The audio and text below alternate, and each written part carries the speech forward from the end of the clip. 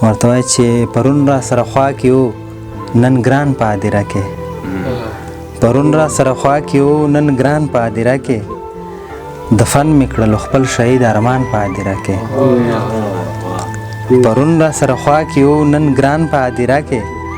دفن مې کړلو خپل شهید ارمان په هدیره کې شعر د امید صاحب چې ورتګ ورله په کار په دې غرض وي کله کله ورتګ ورله په کار په دې غرض وي کله کله ملګرو سړی وپېژني جان په هدیره کې مهرباني چې شعر ده چې سر مشینده په ما باندې محبوب خدای د پاره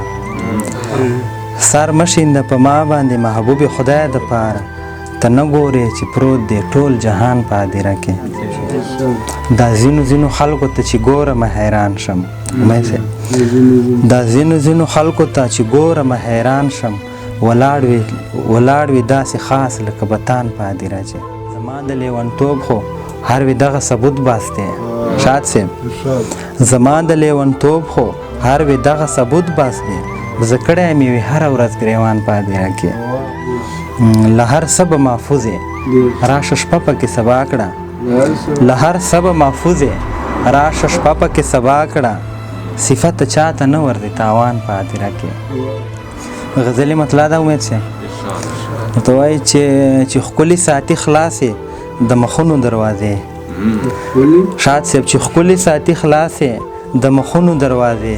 مونږ څرنګه بند وساتو د زړونو دروازې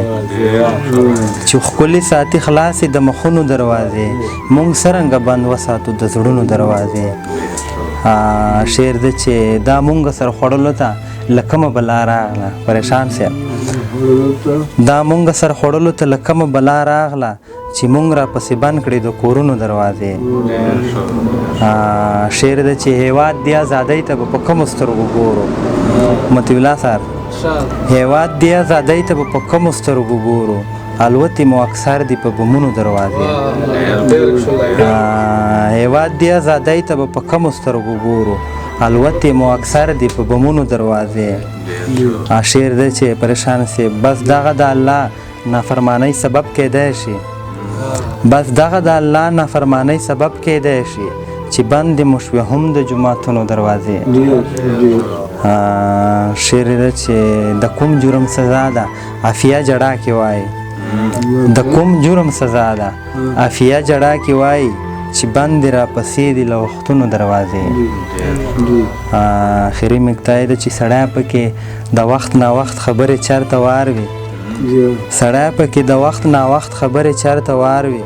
صفاته چې بند نه کړي د شعرونو دروازې